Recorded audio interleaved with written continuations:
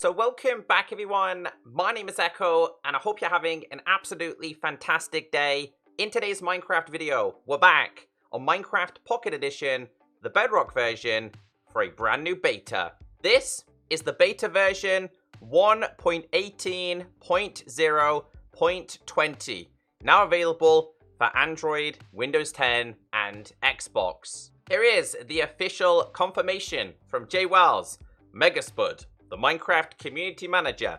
Happy Wednesday! In today's Bedrock Beta, we've moved the hashtag Caves and Cliffs features out from behind the experimental toggle. Check out the changelog for 1.18.0.20 beta here. If you want it, it's down below. Also, a reminder, please back up your worlds before you play. So today is a very good day for the Minecraft Bedrock community. We officially step away from the 1.17 versions and betas, and now it's time for 1.18. Also, you probably noticed in the latest full release, we have this Halloween background going on. Well, it's also available in the latest betas. In the latest changelog will be a link to this page. Now, they're looking for feedback, so if you could fill it out, it really helps them. It says Minecraft Performance Poll on the 6th of October, 2021.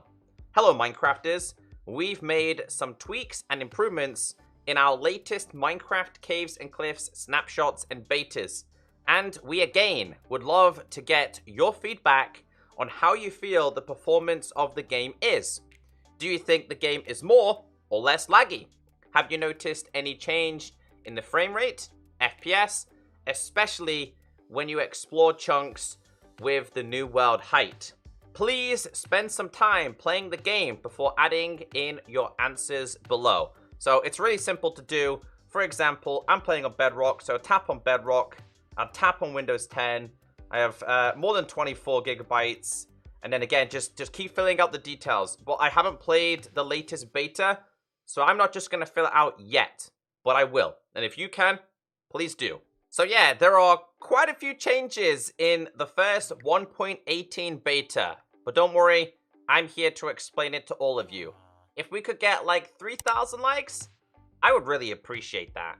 Just a quick reminder, we are still tweaking world generation and features may change.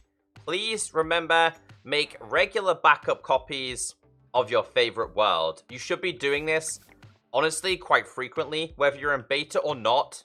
Always back up and save your worlds. Let's get into the Caves and Cliffs changes and information. Features related to Caves and Cliffs Part 2 have been moved from the experimental toggle and are now enabled by default. Note, upon loading your world into this beta, new Caves and Cliffs Part 2 world generation will automatically be introduced, with no default world copy created. New world generation in Caves and Cliffs Part 2 is currently incompatible with the creation of custom biomes experiment. In this beta, expect worlds with custom biome generation to be potentially unstable and for custom biomes to only exist in currently saved out areas of the world. Let me just explain this to you. So what you need to know here is in your settings, whenever you're starting a brand new world now, if we scroll down, you do not need to have holiday creator features enabled to get all the new Caves and Cliffs features. It's no longer hidden behind the experimental, which is actually a huge step for Minecraft Bedrock Edition. Now, I have it enabled just for the simple fact that this is a beta, but you don't need it on. Now, listen carefully. If you're checking out this beta, do not turn on creation of custom biomes. It's bugged, it's broken. I noticed like I spawned in the middle of the ocean. There was hardly any land and things just did not work. So this toggle is currently broken. Changed ore generation rates to be in parity with Java Edition.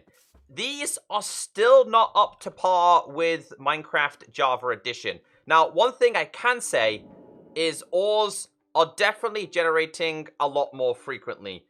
But in terms of like the giant blobs, they're still no way near up to Java Edition standard. However, it is an improvement. This is still being worked on and tweaked because they said ore distribution is still not final. Although, you know what? I'll tell you one thing.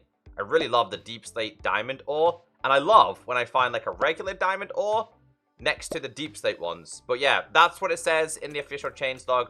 But if you've seen or played Minecraft Java Edition, you will definitely notice that ore distribution, it's still not fully perfect.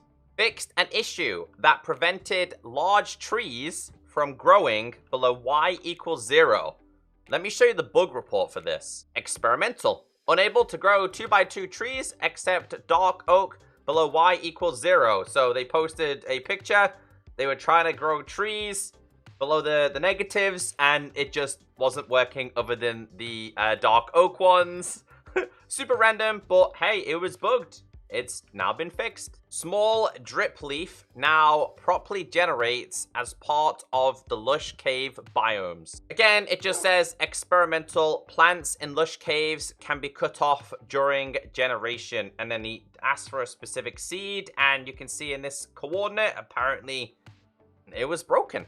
Next up, cave generation. Old caves can now reach all the way to the surface.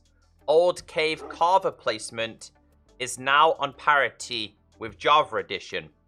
Floating water no longer generates in caves. Again, experimental.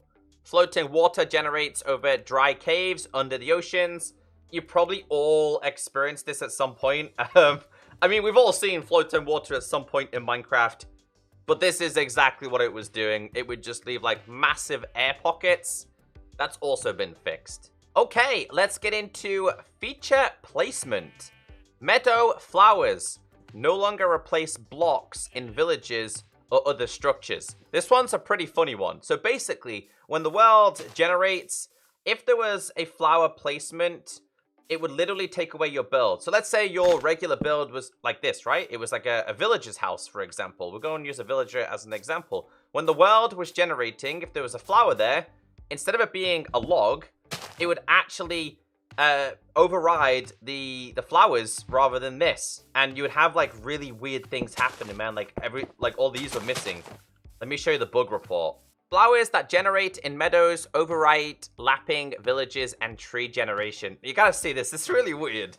So basically everyone's builds were being griefed by flowers, and it just gets weirder and weirder. Wait till you see the crops. Well, look at that. Just starts taking away water, starts taking away crops, starts taking away logs, and replaces it with flowers. Even fences. So, that's been fixed. Tough blob features now generate below y equals 0. Meanwhile, deep slate patches no longer generate above y equals 0. Amethyst geodes now get placed in the correct y range during world generation. Let's get into world generation changes. Updated feature placement of granite, andesite, diorite, dirt, and gravel to match Java Edition. There is a lot of parity today, by the way. Tweaked peaks to make small mountains look more like proper jagged mountain peaks instead of flat, hilly mounds. Now, if anybody finds a really good seed for this, please let me know. I spent like 45 minutes going through many different seeds to try and find the jagged peaks. Every mountain that I found was incredibly flat, and I was going through past seeds that I had saved. Don't worry, I have a picture for you though. So this was the picture that the developers gave us for the latest beta. You can see in the background, see how these are more jagged? They're not necessarily the huge mountains that go to like the 200s. They're just mountains that are improved and just better visually. Like this is a village. In the backdrop, you have these proper snowy peaked mountain variations. So that's what it means. But again, I couldn't find a good seed as an example. So I do apologize. Improved blending between old and new chunks. So in case you guys don't know, in one of the previous betas, whether you had already generated a chunk, the bedrock has been replaced with deep slate and stone, right? So let's say I had already created this world before the latest betas. We have Bedrock at Y0, 1, 2, 3, 4, 5, right? Well, basically this change here is to make the blending of the Deep Slate and Stone just a lot smoother with already generated chunks. It's actually a pretty good change. So feel free to check out your old worlds in this beta, but make sure you back them up. It says here, Mineshaft tunnels can't replace Bedrock anymore. Let me show you. Experimental, the passage from the mine created a passage to Bedrock. So here's an image. Here's another image. Let me get a closer look at these. So basically mineshafts were overwriting Bedrock. Here's a better example. I'm not gonna lie though. Seeing the combination of Deep Slate and Bedrock together, it kind of looks really, really cool, but you're not going to see this happen anymore. Everybody's favorite, features and bug fixes, starting with stability and performance. Players are no longer disconnected if server and client have different runtime block IDs. Sounds quite technical. Optimize the time it takes to place vines in the overworld. Accessibility. Added missing screen reader on the controller lost connection prompt. Moving on to the gameplay changes. The first one we have is corrected portal locations when the portal was moved, but the location was not updated. Now, on the official bug report, it takes us to this one. Player takes damage going through the nether portal. This has been an issue since 2017, actually. It looks like there's still a couple of issues wrong with this, and hopefully this week's beta has finished it, but that's what that's referring to. Breaking a block between fire no longer creates an invisible fire block when the do fire tick game rule is disabled. The fire does not go away if the blocks below it are broken. Here's a video of this. So basically the fire is still there. This person's using RTX. That should not happen anymore. Getting into general players. Yo, excuse me. Thank you. Please move. Players with higher than recommended render distance settings are now prompt to change it to the recommended value. Let me show you. So we're currently in a beta. I typically play on 16 chunks just to prevent lag. As I go higher, it's going to give me the recommended. The recommended on my device is going to be 40 chunks. As we go higher, we get this. It says, this high render distance could cause a low frame rate, crashes, or other unexpected behaviors. So yeah, it just gives you a recommended now, which is actually pretty cool. It tells you what your device is capable of. But again, I typically play on 16 for a beta. Tell me what your render distance is capped at. It then goes on to say, render distance, default, and max settings have been updated for better performance. A prompt now warns players... Dude, this cow is back again. A prompt now warns players that they will be taken back to the main menu if they sign in while in-game. Graphical changes. The carved pumpkin enchantment glint now only covers the item instead of the entire slot. So when we have this in our hand, in our slot, previously the whole entire square would be glowing. Now it's just the item. However, let me show you something. Look at the pumpkin on the right, not the glowing bit in my hotbar, but on the right-hand side of my screen, the bottom right. You can see it's not glinting. Let me show you something. Enchanted carve pumpkin does not display enchantment glint when held or worn.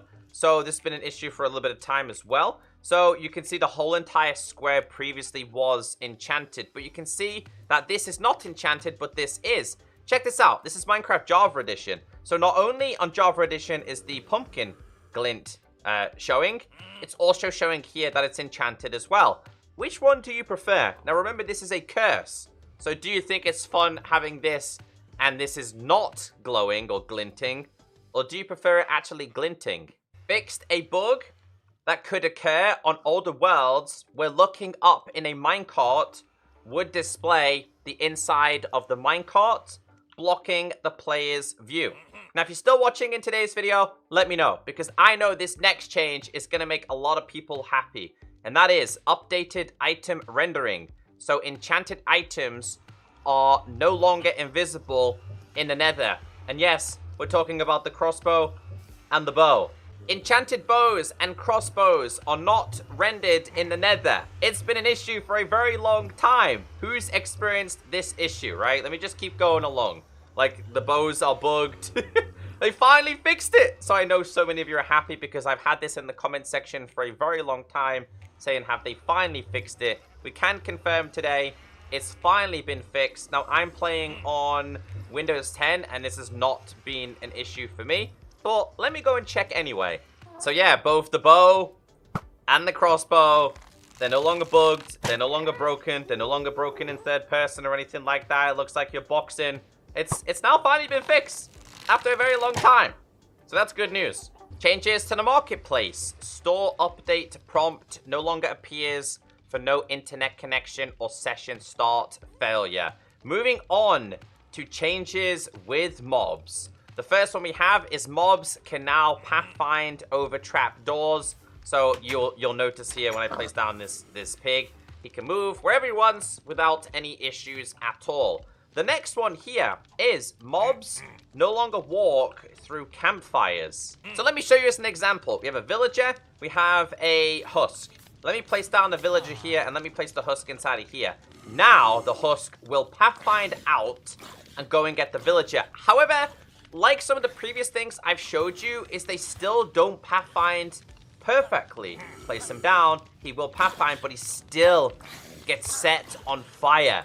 He doesn't make his way perfectly. But previously what would happen is if there was a villager here and this guy was in here, he would just walk across the campfires and then go and attack the villager. So still needs improvement, but it has been improved. Axolotls now animate correctly when airborne. So if you put this, let's go. I know, I'm sorry to do this, but when we do this and hit this, they're animated in the air. Now, it's only like a brief second that they're animated. Previously, they were not animated at all. But I had no idea that was an issue, but that has been fixed. Now, this next one's kind of weird. Sweet berry bushes now damage mobs. But the next one says, mobs no longer try to pathfind through sweet berry bushes. So, we've got a husk here. We've got a vindicator here, right? Watch this. / game mode S. They literally won't make their way out of there to come and get you. That's because they will take damage. So basically, berries are the ultimate defense now. And I think it's a little bit overpowered. They just will not pathfind to you. And if you were to place down a mob in there. So let's just grab, let's go back to game mode C real quick. Let's place down another husk inside of here. Like this guy. And then let's go back to game mode S. Like, they just don't pathfind. So, am I the only one who thinks that's really weird? But again, they will die, but like, are they just going to stay there forever? Oh, this guy's on the back of there. So yeah, I thought that was pretty weird. User interface changes. Structure block can now be saved and loaded within the current dimension height limits. Obviously, to the latest new heights. Fixed an issue where searching for non-existent content brought up the incorrect one result message. Fixed overlapping text on offerings occurring in 4:3 resolution screens.